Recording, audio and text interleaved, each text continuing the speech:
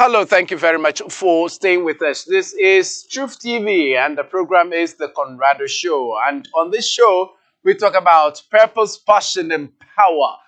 We believe that everybody came on this earth with a purpose. If you don't know yours, we can help you discover it.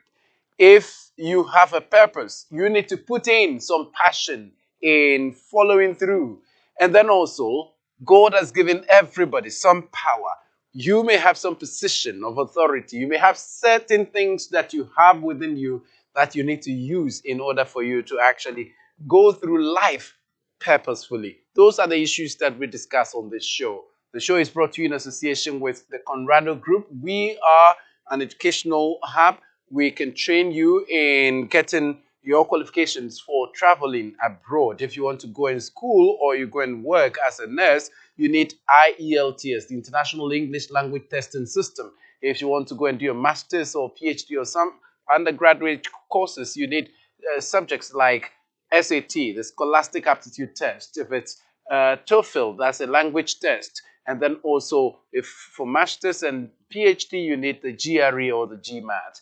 We are the ones to talk to when you want to write these exams. We would help you with all sorts of tutoring, either virtually or in person, for you to be able to get what you need. We also would love you to know about Heritage Christian University College. We are in Amasaman, right here in Accra, where Truth TV is. And this university trains people to become compassionate entrepreneurs. This university helps you to build conviction, character, compassion, creativity, and community. All of these are things that will help you to be able to become the person that God created you to be. We'll be right back after this break.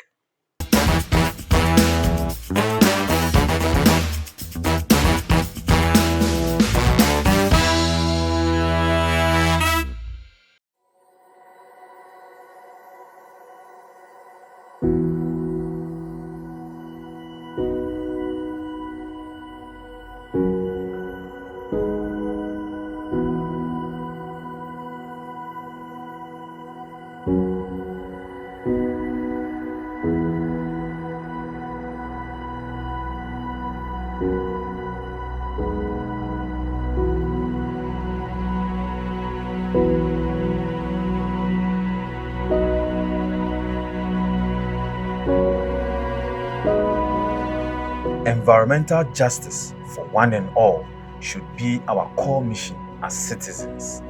At Heritage Christian College, we care about our environment.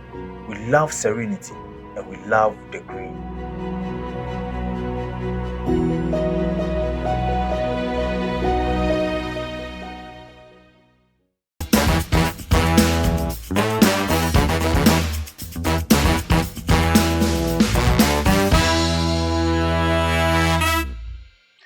We are exploring the issues of purpose, passion, and power. Today on the show, we've got a guest who demonstrates all of these core things that we talk about on this show. He is someone who has discovered his purpose. He's been living it out.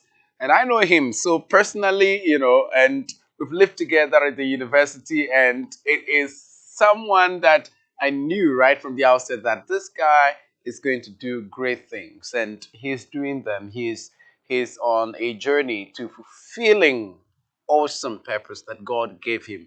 And that he lives that with so much passion as well. And there is a lot of power in him as well. And you'll get to discover him. He's Eric Edem Damanka. He is the president of Dreams Africa. And he will tell us more about Dreams Africa. And then also, he is the group head of talent and HR. Talent, which is also the human development, and then or human management, human resource management, and then also the corporate affairs. So let me just take that again. He's the group head of talent and corporate affairs at BTL Africa, Beyond the Line Africa. Yeah, BTL Africa. So Eric, thank you very much for joining me. Thank you for having me, Conrad. Yeah, it's been a long time. It has. Yes. So what a beautiful journey with you as well. What have you been up to? Um, I've been doing family. You've got This is a young a group. wow. You've got a Yeah. wonderful set of twins, Yes. girls. It's beautiful to see life, grow, and you Wow. taking care of being involved in grooming them. So yes, it's been doing family, doing work. Yeah. Which, I mean, occupy a greater part of our lives as well. Yeah. Based on, I like the fact that we talked about purpose. Yeah. I think that work needs to be based on purpose. Mm. It's not just a job you do for Yeah. money. Yeah. So that has also, and then also my greatest passion, mentoring people, Mentoring people. providing counseling and Yeah. professional guidance to people. Awesome. But yes, I work as an HR, which has been my childhood passion. Yeah. I mean, I didn't start with HR though. Yeah. But along the way, I realized it's been the center of my passion. Mm. I love people, Mm-hmm. and Yeah. I love God, but I love people. Yeah. And Of I course. think that Yeah, life God is wants really us to about love Him and to love our neighbor as well. So Good. yeah, those Wow. are fundamental scriptures that guides me. Yeah. Love the Lord your God, love Yeah. your neighbor as Yeah. yourself. Yeah. So Yeah. yeah. And the scriptures that says that Jesus grew and found favor before God And before men. Okay. Same was said Yeah. about Samuel. So yeah, Yeah. for me, life is more about God and people. Yeah. So yeah, Great. it drives Great. my passion. Great. Let's start from your how you grew up. Where did you grow up? Where do you come from, by the way? So my dad comes from Amfuega Mm-hmm. in the Volta region, Okay. and then my mom from Ho. Okay. So yeah. Oh, you are a it's pure both Voltarian. Voltarian. I see. I see. And a proud one for Yeah. that matter. But did you grow up in the Volta region? Yes, so I did the first few years of my life. Maybe I would say from no, I wouldn't say yeah, from birth to around 12 years in the Volta region. I see. But within that period, I mean, from what my mom tells me, Yeah. there's been a lot of movement around because she was a midwife. A midwife. She's retired, so I Oh, said, okay. was, Yeah. and she was being moved from one station to the Yeah. other Yeah. around the Volta region, and also to somewhere western region. I So see. between that period. Yeah. But then for me, primary school till GSS one was in Ho. I see. Yeah, where I went to Mauli Primary School Yeah. and Mauli JSS Form 1 Yeah. before moving to the central region where I was in Winneba. Uh-huh. I was with my brother, so I was with the university practice I see. JSS I South see. Campus I in see. Winneba. Your father passed long ago. Yes, so even before I got to know you yeah, at the university. yeah, but you've been a father. Oh. Yeah, I think one of the things that I love about this conversation with her right now, it's like father-son conversation. I see. Really. Yeah, but you've played a very vital role in my growing. At as what well, and I'm stage sure we'll did talk he about that. pass? So my dad passed. I think I was about. I really don't. Now that you're asking me on the spot, I'm thinking about. But I think it was between 9 and Okay. 11 years. That was when you were really young. Yeah. Okay, I see. So I see. yeah. How many children are you for? So we are mom, dad. Okay. We are 4. Okay. You know. So Okay. but I mentioned about the fact that mom had to be on transfer. I see. Because of what she was doing Yeah. as midwife. Yeah. So greater part of my childhood was also spent with my grandma. Oh Together with my yeah. siblings. Yeah. So Yeah. we grew up with Yeah. my grandmother, Yeah. and God bless her soul, Yeah. Madame Monica Ken. Yeah. at She UB. alive? No, she passed on. Exactly. Yeah. Yes. Back. Yeah. What I love about my growing up is that, and I think it's influenced me greatly. My grandma was that kind of person that you would say was the go-to person for people in town. Okay. She was the person they came to for career advice. Oh yeah. She was the person they came to for marriage advice. She was the person they came to take money from for loans. And she was very entrepreneurial. I see. What was she doing? She had Just selling. farms. She sells lots Okay. of things. So all of us actually, growing up, had to pick up that hard work I spirit see. from her. I see. Still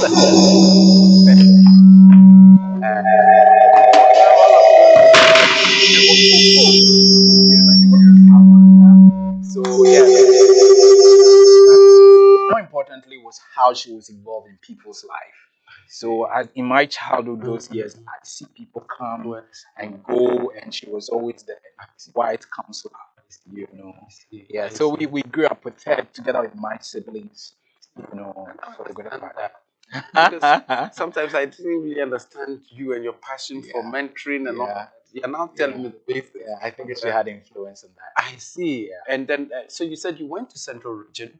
yeah. Where did you school? SHS. So I was in Ghana National College. Okay. Yeah, Okay. Osage Falls Zone School. Today's Oh. Independence Day. I shouldn't be Ah. telling Yeah. you.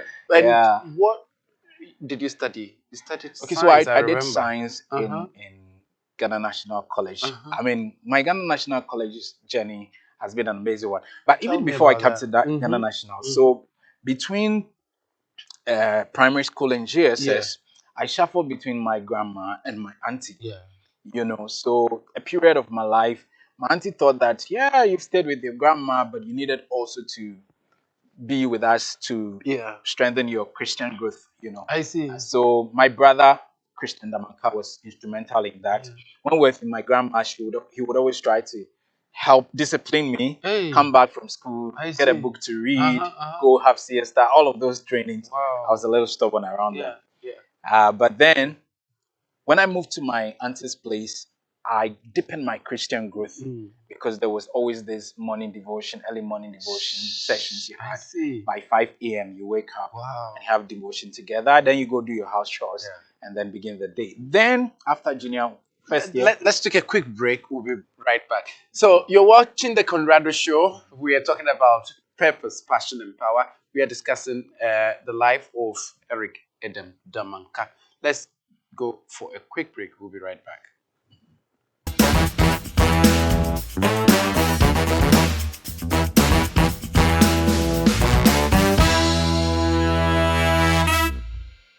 Do you have an interest and passion for the media? You see yourself excelling in the field of journalism and multimedia, but do not have enough time and funds to pursue courses in those fields.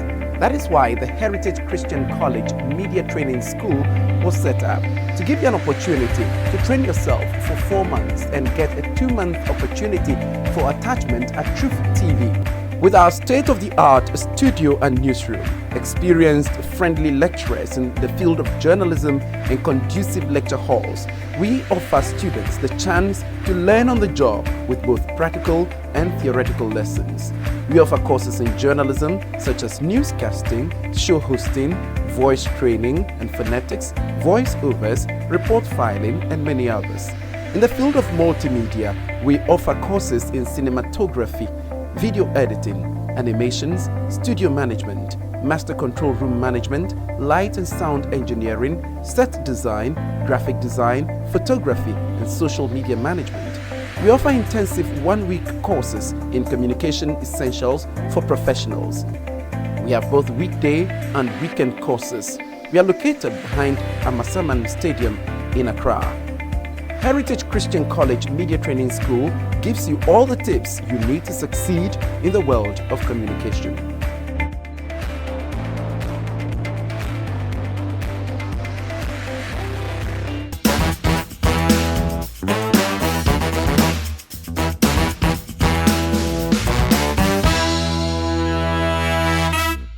Thank you very much for staying with us. It's still the Conrado Show live on Truth TV. We are discussing purpose, passion, and power with Eric Kweku Damanka. Yeah, so before we went on the break, you were on the trajectory of your life. You went to Central Region, and I was asking you before SHS, yeah? yeah. So I think we're talking about that transition. Yeah. So I was with my auntie, like I mentioned, and so I was in Form 1 in Mauli GSS, Okay. so GSS 1. And then my brother requested that I join him in Winneba. So he's a pastor. So he was a pastor in Winneba then as well, you know. So I had to join him. So from first year Mauli GSS, I left to Winneba University Practice GSS South. So I continued my second year from Winneba. That's where you developed this, sanctimonious. That was good you went to him. Yeah, life, like everything is for a purpose, you know. Yeah, it is. And I think that he's one of the people that shaped my purposeful life and journey. I see. Right. It was when I was in Winneba, actually, that my dad passed on. Yeah. Oh, okay. Unfortunately, I see. and the experience around all of that, how my brother even disclosed to me the passing away of my dad. It's a story I still remember. Really? I woke up and we went to Bible studies, Oh, deep yeah? Bible studies about death. Hey. My dad was sick then. He was in 37, where my sister was working as a nurse. So was there. We went to visit him, and then but he was recovering. So went back to Winneba, and then that dawn he woke me up, morning devotion, So now conversation is about death, the benefits of death. Oh my goodness. Who preaches that? I know. And he went on, quoting a lot of scriptures, Yeah. when we depart from earth, but we are with the Lord. Hey. And imagine what I said in the midst of that conversation. I said, oh, then we don't need to cry when people die. We don't need to cry when When people people die. die. Yeah, because it looks so good. Like, Yeah. it's like you're down with purpose on earth. You're going to be with the Lord. There's a reward and all of that. And we went into discussion. It was not just he preaching at me, went through scriptures. And then when I said that, he said, okay, I'm glad you got it. And on that note, I want you to know that, Pastor. Oh no. Should you cry? Now I you cry. And it was telling for Yeah. me, but Yeah. also it was the beginning of appreciation of the reality of life. Yeah. Yeah. That we are here for a reason. As human, we live our life. We need to be focused on what we came here to do, because there's a time we would have to leave, and as of this earth. But then more importantly, also when I was in Winneba, second year, primary GSS, I was school prefect. Okay. Primary, I was assistant school prefect. Hey. Yes. And you then know what kind of GSS, thing? you were GSS, to- class prefect. And I then see. also, when I left to Winneba, I was also voted as the senior boys prefect. For the junior high school. For the junior high school. Okay. Which was unprecedented, because this is a young man who just joined the the school and people were already there, But then, they thought I was good. Yeah. And I believe I was good too. You gotta believe in yourself. And the truth of the matter is that I had a very good childhood. I had teachers who affirmed me, teachers who believed in me. I see. And were at each point telling you, you could do this, you could do that, Yeah. And then I had colleagues who were very competitive, who make you feel that there's more you could do. Yeah. I could mention some of them. So the school I went there was a Jim Mensa, who was also transferred from another school to there. So, but both of us came from the same Jim. It sounds like our you see. Jim. There's a guy. And a couple of other guys. There was Aqua something, Aqua Michael. Wow. Great people. And women, great colleagues who challenged me.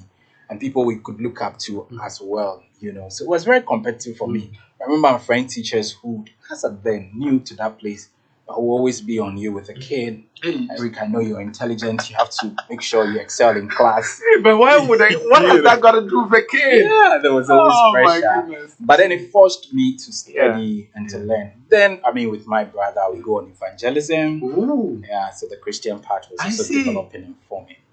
So before I went to senior high school, Yeah. he was always on my case to develop the habit of reading. I see. So he had this library of books, and when he come back from school, he says, Edem, go get a book to read. Hey. I didn't really see The relevance. relevance. Like he was giving me pressure. Once in a while, I'll pick a book. I managed to read few. Truth of the matter is that in JSS, in primary, when I was with my auntie, my cousins loved book. So they always go to the library, the whole library. We read all of those, Valley View, all of those books, Tim, those books. So there was a passion to read. But when I got to his place, that passion dropped. And so he kept on emphasizing, I wasn't really. Then I went to senior high school, Ghana National College. Truth of the matter about National was that first year I didn't want to be there. Where did you want to be? You don't want me to say that. For those people to be happy. But National was not my first choice. I will not say it. So that them you'll be happy. But truth of the matter is that I wanted to transfer from Ghana National College And since dad passed away, it was only mom who you could I see. speak Talk about to, and yeah. brothers, you know. Mom promised that, oh, after the first year, They would give you have a transfer. What a sweet You know, so story. I was looking up to it. And never then the happened. first year, my mom wrote to me. Hey, that time And letter writing. Letter writing, you know. And he came to visit, you know. Yeah, Like, Edem. yeah. My lovely son, Edem. All of it. You know. Thank you so much for doing so well. But I think You know how this mothers is so are, good for you to know. remain in this school. Oh, no, she didn't actually say that. But yeah, in another way, that's what she said. So she wrote the letter. Sometimes I look back, I ask myself if it was a mistake she made or she was intentional about those words she wrote. I see. So the first year she wrote, it says, Edem, Brighton in the corner. No, in the corner where you are. Okay, you should brighten In the corner where you are. So regardless where you are, I see it as an opportunity for you to shine. Yeah. You should shine. Yeah, be purposeful about I it. see. Make the effort. Yeah. You may not like the environment, you may not like the school, but hey, you are there. Now make sure you excel and you do very well. Yeah. So yeah, I felt a little disappointed because I was having hopes that I would be transferred. Now you're telling me to Brighton in the corner where. And then the second year, she wrote another letter. Hey, I think the first they came to visit, visiting hours. And this time the letter, I don't know why I picked those words specifically, but this time it was Edem Brighton, the corner where you are. You know. You remember all of these? I did because it made impact on me. So at first it was Brighton in the corner where you are. Then the second year, Brighton the corner where you are. So now you can't change it. I see. So what do? You have Make to sure you influence it or impact it. Yeah. You know, what you don't like about the place, impact it. So that was when I began to think about leadership and all of those things, how you can transform people and places. I see. But more importantly, also, that was when I met colleagues who were reading books. I mean, David Osei, could talk about Bright, Iman Obachi. Those were some of my colleagues, classmates, who were reading Are you widely. still in touch with some of them? I am. Okay, great. We're reading Brian Tracy and all the Christian literatures and all of those things. So we could discuss. And the beauty of it is that when you have conversation with them, you see these are people who are rich in knowledge and they had perspectives as young as we were, which was exciting to listen to. You know. So then I told myself, if I go home, I'm going to read more so that the following academic year, I would also be passionately talking about things I've read. I see. Then I go home, I ask my brother for the books to read, and then he tells me, no, you can't have access to my library and my books anymore. Now, when you go into school, we give you money. So you have to start buying your own books. Like, seriously? Yes. So that's how I learned to cultivate the habit of buying books. And at that time, it was buying one book a month. Yeah. You know, and make sure you finish reading it. Yeah. That was my journey of readership as well. This boy came to live with me. You're not talking about this. Carry this boy as my son. And I had to now go and carry all his books. Yeah. I now understand. And it was really good. Myself, I was influenced a lot by you because of your reading habit and buying books. And I also had to go and buy books by force to read. Yeah. I now understand that. I see. And from SHS, so you became the senior prefect. I mean, how to call it? Is it senior boys prefect or what? Yeah, senior boys prefect. So at that time we call it head boy. Head boy. International, we call it head boy. I see. And then I was SU president. And then I was SRC president. So Ghana National College. Separated. If you were head boy, you would be SRC head as well. Before my time, it was separated. So there was somebody who was SRC president and then the head boy. I see. But when it came to our time, they merged it. So the head boy would be the senior boys prefect as well. But I mean, those journeys of leadership shaped me greatly about life and prepared me for life itself. But before I took up leadership position, my temperament had greater part of me. I was very melancholic. You were to yourself. I was to myself. I love my space. And still I do. People don't believe that because now they see me in public. Exactly. And I do public speaking and all of that. And I lead from the front. So they think, but on a cool day, I want to be all by Exactly, myself. and that's what I also noticed about you when you came to me. I mean, Okay. you were to yourself, Yeah. but it was an environment of, it's like you're in your own world, Yeah. brimming with ideas Yeah. and reading stuff and, Yeah. thinking. Yeah. And I love that. Thank you. Okay, And thank but you for later, the opportunity to have stayed with you. I will talk about that. The truth of the matter is that it gave me an opportunity to also think about life deeply. yeah, You you became a philosopher. Yeah, but that's it. You became a philosopher. I love to reflect. Yes. So yeah, yes, that part of my life yeah. was really melancholic. But I had people, seniors, again, it comes back. That's why I love people. I think it's also part of it. I see. People who believed in me Yeah. and who thought that there was more to me Yeah. than I was seeing in myself. Yeah, intelligence was there because class, teachers coming and all of that.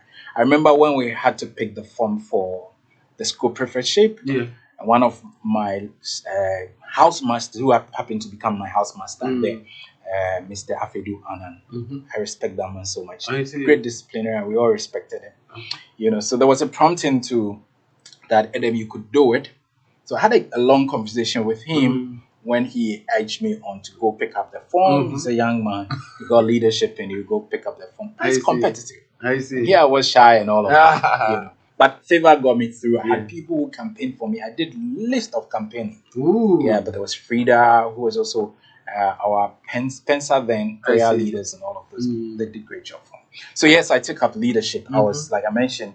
Frida is a good name. Yeah. That's the name because of of my your wife. I know. Hello to Frida. So yeah, there was head prefect, senior boys prefect. There was SRC president. There was the harvest president. So we had Calvary Road Incorporated. Okay. But in Ghana National College, it was in the name of Harvest. So and I was president of that as well. Hey, you alone. And then SU, I went for Bible Studies coordinator. Okay. But the patrons thought that it was good for me to be president. Hey, so you've been president all your life. Yeah. You have to be Ghana's president one day. It's in there. Sometimes I think about it. Sometimes when I see the politics of our nation, then you get discouraged a bit. But don't worry, we will find a way to become. I know. I know. So but that leadership taught me to handle spiritual leadership. And I say sometimes civic leadership. Exactly. Because I had peculiar situations I had to deal with back there in school. SU president, and then we're having entertainment, variety show, and students expect you, SU head prefect, to be present at the ceremony. And then your SU executives are saying that, no, this is not Christian life. We can't have our president too well, there, And you had to learn to navigate it. That you get what they are saying, but also you have a responsibility for the student leadership. Of course. And you were not just SRC president. Also head boy, prefect, exactly. Welfare of students, student entertainment, all of those things. We were championing. So you can't take yourself out of it. The second thing, and I think I've written about it, was when the Muslim leadership community in school back then came to me and they said they wanted a place of worship. Oh my goodness. Yes. They had Friday meetings and they wanted a place dedicated to them for where they could go for prayers. Yeah. And SU people were like, no, you can't give these people a place. We are supposed to be evangelizing to them and winning souls for Christ. And you're trying to do this. Yeah, but I remember one teacher then, Akomia, he came to me, he said, you have to apply wisdom. Young man, you need to apply wisdom. And he was French, So the way he was, I love that man. Yeah. He was very opinionated in thoughts, but very assertive as well. Yeah. And wise, Young man, you need to listen.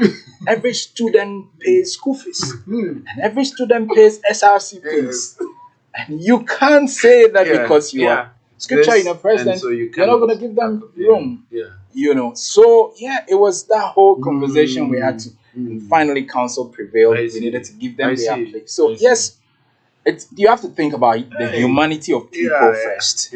You learned a lot from there. This was senior high school. Senior high school, It and you learned leadership in all these so much forms. Nuanced situations I had to manage, And again, I think it shaped me for HR practice, what I do today. Ah. Why do I say so? Yeah. Because you were more like a mediator Yes. between the student administration Exactly.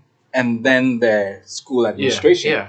And I remember some of the times we go into conversations, and the headmaster and the students, the teachers thought that, why are you always defending students and championing the cause of students? Yeah, but that's... And I said, but that's my role. Yeah. And then you go to student because then you want to say, make sure why that you are enforce defending the the management. management, you know, against us. Yeah, So it was that an HR practice like that, Yeah. because you're supposed to protect the Of business, course, yes. and then you're supposed to protect the employees as well. And you know, sometimes you face that situation where they're asking you, who are you for? So it's not about being for one person, you know, but it's learning to make sure you do what you have to do, which is required of you. Yeah, so senior high school really shaped me. That was when I came out of my melancholic.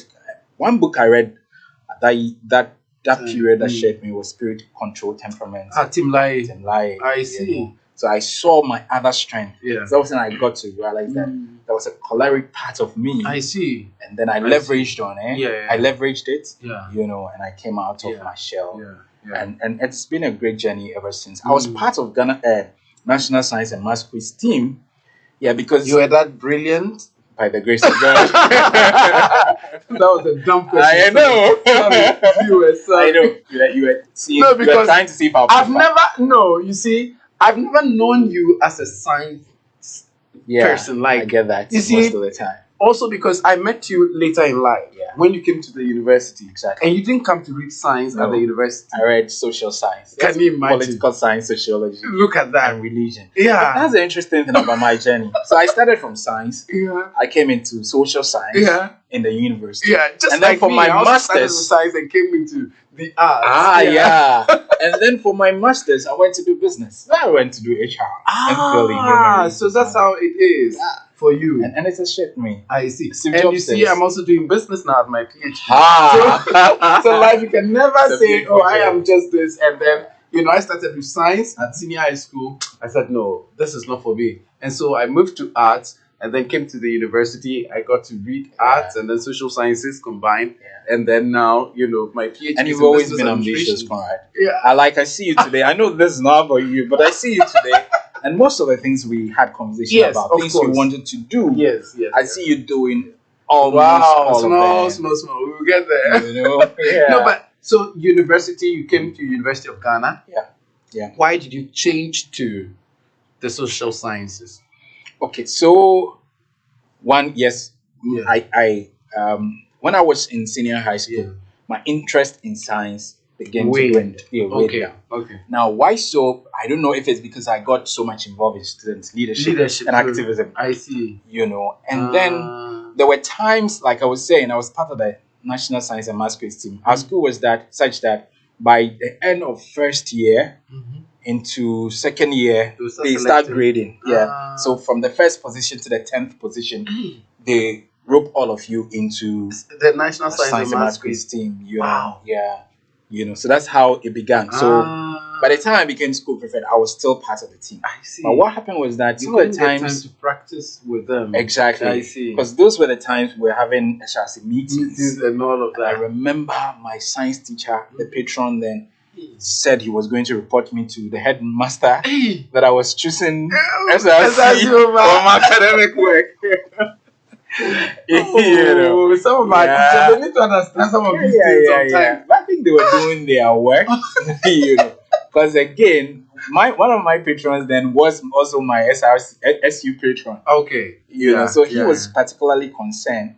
But truth of the matter is that science in senior high school at a point I felt was not helping me appreciate the course. Okay. Because I remember one time we were in physics class and I asked one of my lecturers, I want to teach them about pendulum and all of that, you know. So I was asking the application in life, you know. And I was told, I think that was where I just lost it, you know. It's like when you get to university, you understand it. Like, why should I wait all my life and then go to university before I begin my journey, you know. So I think the way beside that, thought sometimes it's not the best. Eventually, but there were some of my like physics I didn't do quite well. So by that time, my passion was change. I And, see. Yeah. and I got involved in. So I was excited about. I was to choose between psychology, Okay. political science, because then the encouragement was that I could still continue in the sciences. Truth of the matter is, I still have that interest in it. In clinical psychology, I see. maybe I would eventually do something in that. Interesting. In theology. Yeah. Yeah, but so I was to choose psychology, political science. That's what I chose actually. Psychology, political science, sociology, and religion. Okay. But I had the three without the psychology. Oh, so okay. that was what I did in the university. I see. I so uni, yeah. I remember my political science class was one of the best classes for me. Jampo taught me. Oh, Professor Jampo. Professor Jampo. And I remember when we were talking about the police, talking about Athens, those times, and he said, I remember that word, idiots are people who were not interested in the politics and the governance of their country. Yes, it was. It was that hard. Yeah. So the Greeks actually considered people who were not interested in the state affairs as idiots. Oh no. So a passion about politics began to shape up for me. I see. But in uni, I chose a free elective in HR.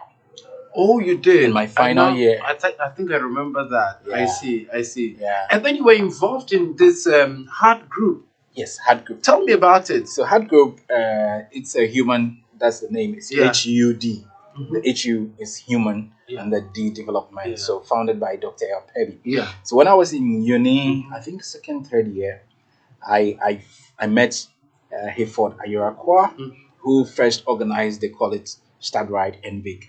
Yeah. So just to give leverage for students to focus on their academics and be more purposeful about their studies, So I met him, I got involved, and then I began to serve as a volunteer, And then he made me his personal assistant eventually for the HUD Institute. Oh yeah. And then after school, after national school, I went back to serve. I was with they had a mine, the library. Yes. Then my passion for reading was so much that I started reading so much. And then eventually I met Dr. Alpebi. Wow. I remember hearing him, he began talking about leadership. And one of the things I'm really passionate about is leadership. Yeah, I believe that, leadership is everything. Yeah. Leadership, the rise and fall of everything. Yeah, John Maxwell says that, But I believe that at the core of leadership is solutions. Okay. And we are called to solve problems in society. Yeah. So I met him and I mentioned to him that I wanted him to mentor me. And he asked me this question, I remember. What kind of mentor do you want me to be? Yeah. And what do you want me to mentor you in? I mean, that's a question most of us don't answer. Yeah. And I said, leadership. Yeah. You were very particular about it. Yeah. And then I said, also because I saw him as a person of integrity. I see. I believe that I could. So my journey of mentorship began with Dr. Pebi in the HUD group. So we go for seminars, we go talk to people, train people in leadership, and all the other trainings that we had. And I journeyed with him. That's one of the privilege of being with a mentor. I had the privilege of having deep conversations with him. He shared the depth of his heart with me and, counsel. Some of the things, obviously, it's a privileged conversation, so we cannot talk about outside. But that was also part of my growing. So I believe in mentorship. By first committing myself to mentorship, of course, finding mentors, of which you are one of them. Hey, really? Yeah, because I'm privileged. That period I spent with you and Conrad, I tell you most of the time, was a period of value addition as well, which I picked some values from you.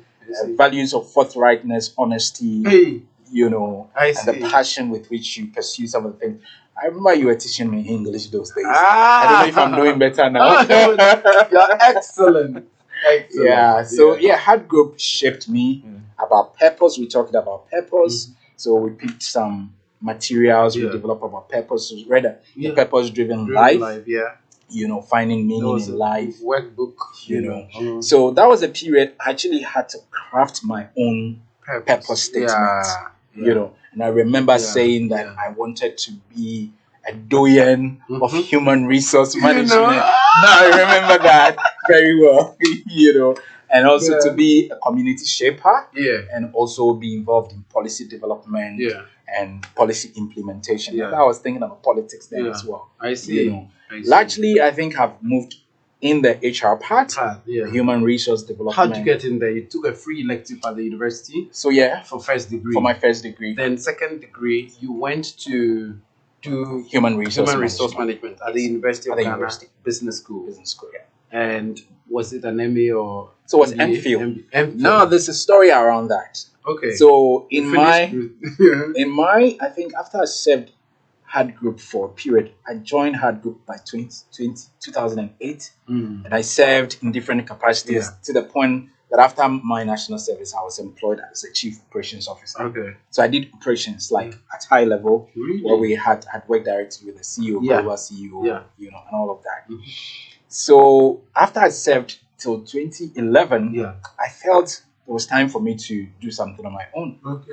So I started with the mentorship organization Dreams Africa. Oh, this was in 2001. I think it was around 2011, 2010, 2011, yeah. Ah, Twen- 2011. I yeah. see. That was the period Okay. in which we But I started. didn't know much about it. Yeah, because it that was a much. pilot. Yeah. I was just doing it. And Okay. then it became an institutionalized, I think, in see. 2013 or I so. see.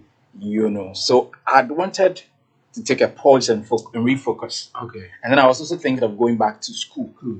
right? Yeah. So I applied for my master's program there, Mm. the MPhil. And truth of the matter is that I've had a privileged life in a way, in the Mm. sense that, like I mentioned to you, Mhm. I was that guy who had special attention, who Mm. thought, I mean, Mhm. people thought I was brilliant, gave me opportunities, Yeah. I had favors, Yeah. I was affirmed, I was in the Mm. spotlight and Yeah. all of that. So I had lots of good things going on for me. I see. Then for the first time in my life, I You were felt I shocked. was rejected. Ah, why? Because I applied for my master's program and then I wasn't picked.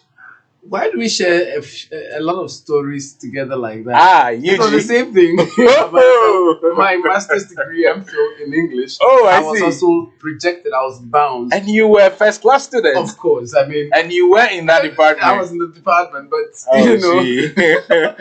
and that was what also diverted my Your course journey. into broadcasting Mm. because GBC was also looking for newscasters, Okay. and then that's exactly when it happened. I also went, and then I was taken, And it's been a then beautiful journey. from there I had to now come do my masters, and then give back Oh to my me. God. Yeah, so life.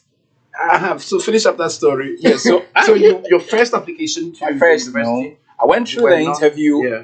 I was told actually Yeah. because I love feedback. Okay. So after the interview, I asked how I performed. I was told Yeah. I did very well, Mhm. excellently. You know, was one of the best. Uh-huh. So for me, there was assurance Yeah. that I was going to get listed. Uh-huh. I was later told that there were, like about 100 and shortlisted to about 50, 40, Yeah. which was further shortlisted down to about 18 or so. I don't remember the numbers specifically, Exactly. but I remember the situation around it. So the final shortlist Mhm. happened to be that, yes, I was the person that was dropped. Oh, So Yeah. the final list I wasn't on. indeed. Indeed, I cried. Yeah. That was my first Yeah. rejection, I see. if you should. But I think it was also a process of developing me. Because Okay. I think I was getting a point of pride. Like, when you of course, you I journey know and you feel good everything is all falling in place for you. Then you think I that think life is all life is cozy. a roller coaster ride. Exactly. Yeah. So I cried and I felt really disappointed in myself at that just the phase of life. Yeah. So I was prepared to give it a try the following year. But that year was really a year I think God just wanted to humble me. Mm. Because I was trying to go visit my siblings I see. in the UK. Oh yeah. I didn't get the visa. Oh yeah. That was when my girlfriend left me. Oh no. Yeah, my first girlfriend. But yes, they were learning experiences of life, right? Learning experiences of life. But they shaped me and they gave me grounding. Like Steve Jobs says that you can only connect the dots Yeah. when you're looking back. Like And outside. I look back, Mm. but again, with feedback, Yeah. after I broke up with my girlfriend, I went to ask her we're not going well and why. Yeah. I had some good feedback. which Okay. helped me. Good. But the point is that when I was applying the second time, Yeah. which is the following year, Yeah. I went back to the department Uh-huh. and I asked why I didn't make it. Exactly the I other mentioned time. to them that yes, I'm coming back, Mm-hmm. and I don't know how best I'm gonna Sure. do this time around. You know, they gave me two information in confidence. One I can talk about here. Okay. But the second one was that they told me to go to the board because the topic area I wanted to work around at that time, there was no lecturer who could supervise, who wanted to supervise who that. wanted It was not in their scope exactly topics. And that's real. It happens in most universities. Of course, yeah. So this time around, I said, okay, but I'm coming back. I still don't say, okay, go to the board when you're leaving this place and check. You will see that areas of interest. So you choose your topic around that. Yeah. And I think happened in most universities. This a lot of people don't know. Exactly, and people need to know that sometimes the rejections is not like you are not good. That's not what it is. It's because the universities, if you're going for masters or PhD, is about supervision and whose interest is it that the person will be interested in you to supervise your work, like your thesis and all of that. So it's not like because you're not good, that's why they rejected you. So part of it could be that there was no particular professor who was interested in that topic. Okay. So this time around, I couched my topic a little to suit them. And then, I mean, the second, like I mentioned, but it had to do with networking. Oh, okay. You know, so I asked them, well, I still don't have network in the space. I see. So how's that going to count for me? And they said, well, now we know you. I see. You've come around. There were many people who applied who didn't come back. Yeah. But you're here. So it means that you really want to come in here. So when you come, make sure you do very well as you did the first time, your topic and all of that. I see. And then, I mean, once you do and perform well, we can vouch for your character and all of that. So I went back in there. I see. I got it. Good. And then I finished. So when I finished, it was straight MPhil or you straight MPhil? Okay, I thought straight MPhil. MBA. Then you no, straight MPhil. Okay. And I had eyes on doing my teaching assistantship at the department after graduate school. So I wanted to, but my thesis delayed.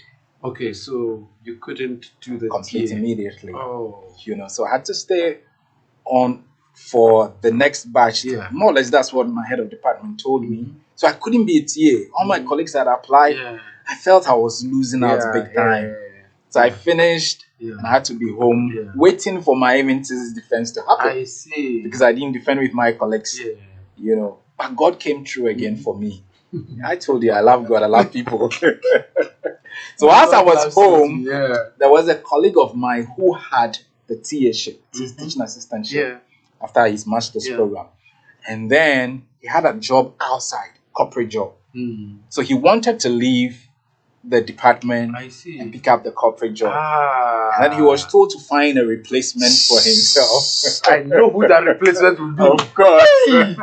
Right. This is what is it Les Brown who said you must be hungry. Of course. And you know he was telling his story how he also got onto radio. Okay. Somebody was on air and was drunk, and then the boss called, was like, the guy cannot finish this show. No. You need to get somebody to. He said, me, I'm sitting here. I've prepared. I've learned everything about radio right now. I'm looking for opportunity to sit where he's sitting. And you want me to go and get somebody else. By the time you realize he was on air. Oh, that was it for him. That is how he was broke. That was Les Brown's story. Wow. You've got to be ready for opportunities because they come and you must be. They say, what? Is it luck that somebody was defining as when preparation meets opportunity?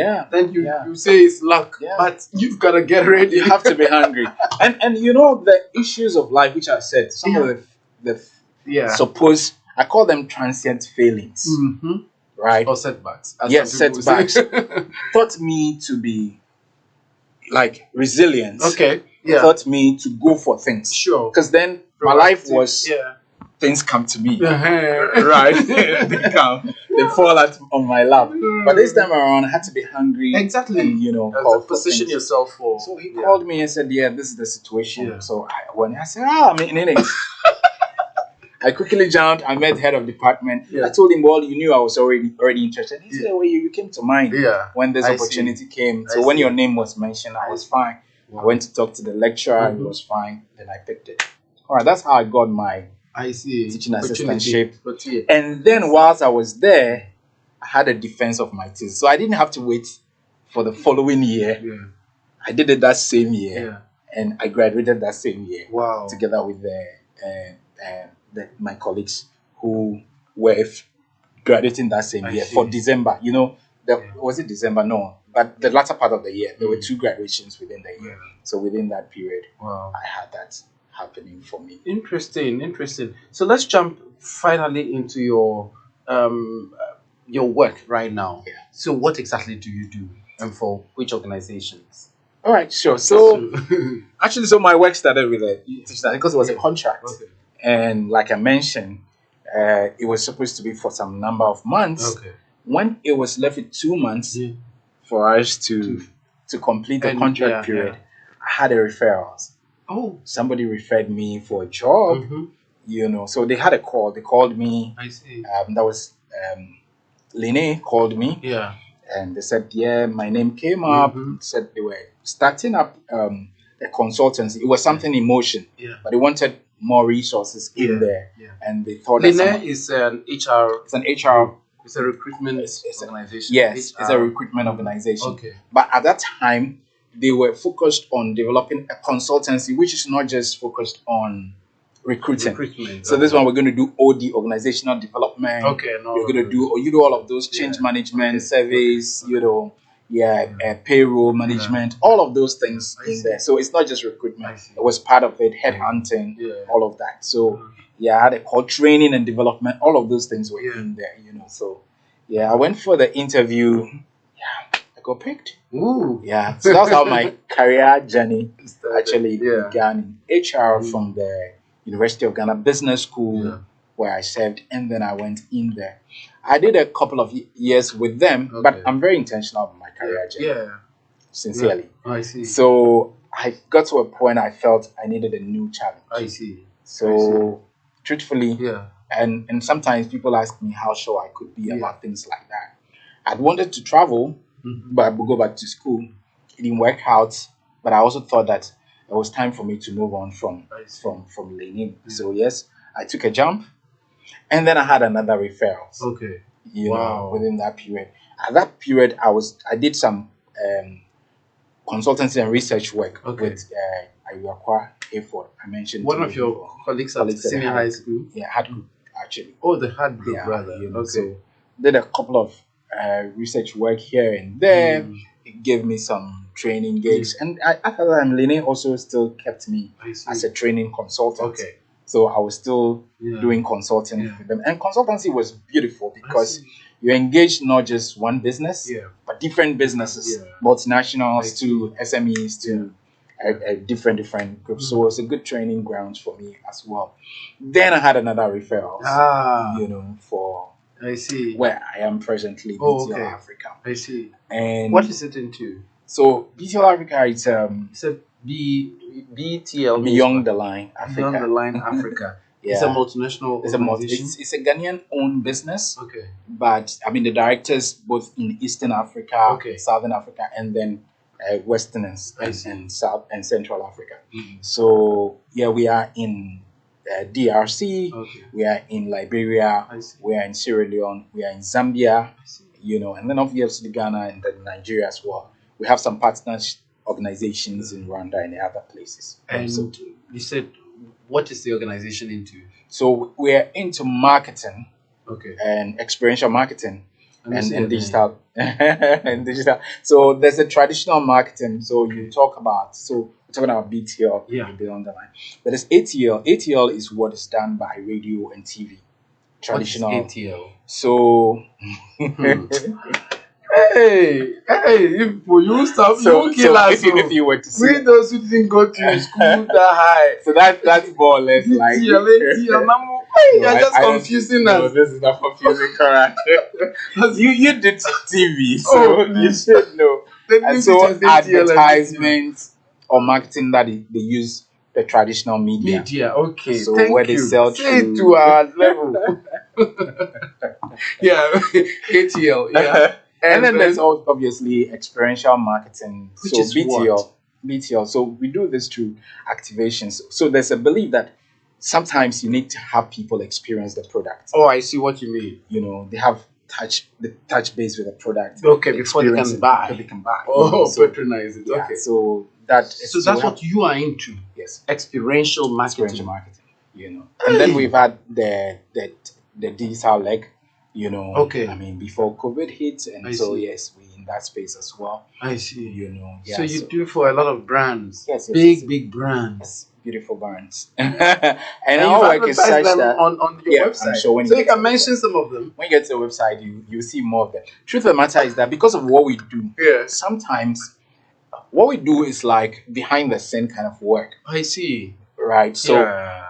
Okay. you see that the brands And are doing advertising marketing and all that, but as to then who is who's doing them, it for them? That's where you come that's to. okay. Yeah, That's behind so- the scenes. behind the scenes, so, yeah. Okay, I see. Yeah, but so that we are the engine behind all of those activations. Yeah. If it's marketing campaigns, Mhm. all of that in there. So Mhm. that's what we do. Mm. My interview journey Yeah. into this business was an interesting one. Oh, It's actually started from the top. I understand then. So I had to meet the board chair. Hey, Yeah, that was my first interview, wow. and very brilliant man.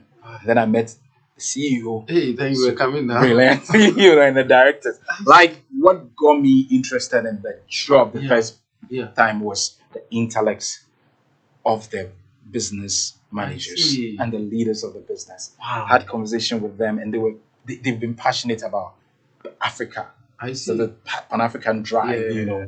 is in there, and these are people that are really passionate about pushing brands in Yeah. Africa. Yeah. And they believe that Africans are capable of doing things Yeah. and spreading. And in 10 years, Yeah. actually, this year happens to be the 10th year of the business. I see. And the inroads that have Yeah. been made Yeah. are just beautiful. you know. Awesome.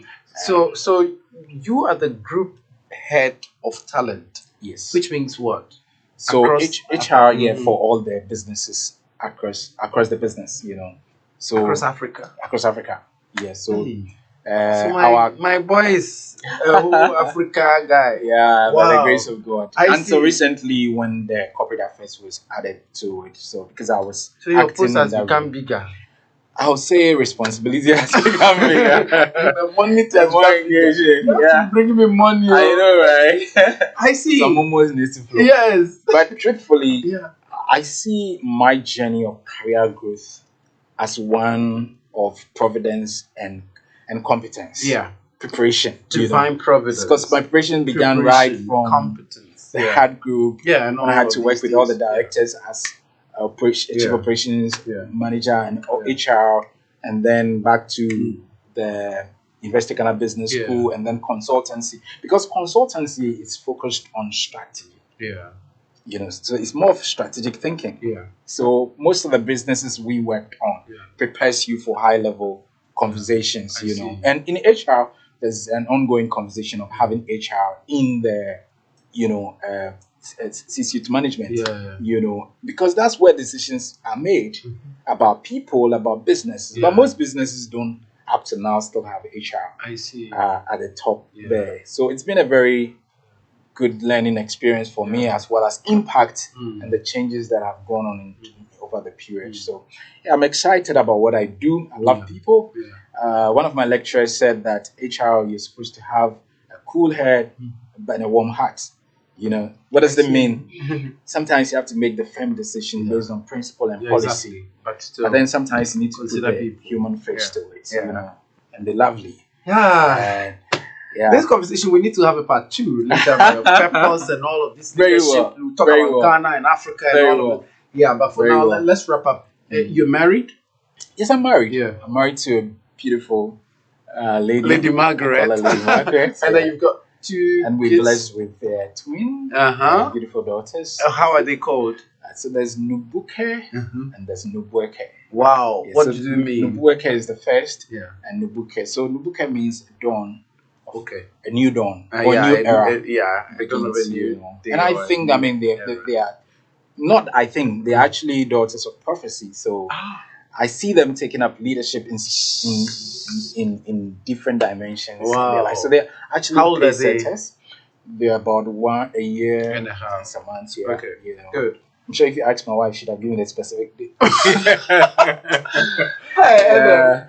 Wow. Conrad, Edem, we'll have to continue this particular conversation. Yeah. Part 2. I know. Focusing on the other things I mentioned. And Yeah. So, Thank you wow. for having me. But one the of the things conversation, I don't want to end I know. it, but You know, I the know. time is up and we need to wrap up. Oh, I know, but no. this has been a very meaningful conversation. Yeah, The reason yeah, why I loved it yeah. is because Yeah. up until recently, I've told you about how I crafted my mission statement, Yeah, purpose statement. exactly. But I think I've found a simplified version of it. Okay. It's challenging limiting beliefs I see. through meaningful conversations. And this has been a meaningful conversation. And I understand. Yeah. Thank you for having me. Great. Thank you very much for coming. Eric Edem Kweku Damanka. He is a wonderful guy. We didn't even talk much about the Dreams Africa. Well, we'll talk about all of this later. He's the president of Dreams Africa. It's a mentoring organization, personal development organization, and he's also the group head of talent and corporate affairs at BTL Africa. He says it's an experiential marketing company. Interesting. So he's an awesome guy, and if you need guidance, can people get to you? I mean, you said the Dreams Africa. How do people get to you? You can KEDEEMAN. What is that? KDman at gmail.com. You can always get through to me. Okay. And that email address. Okay. I do.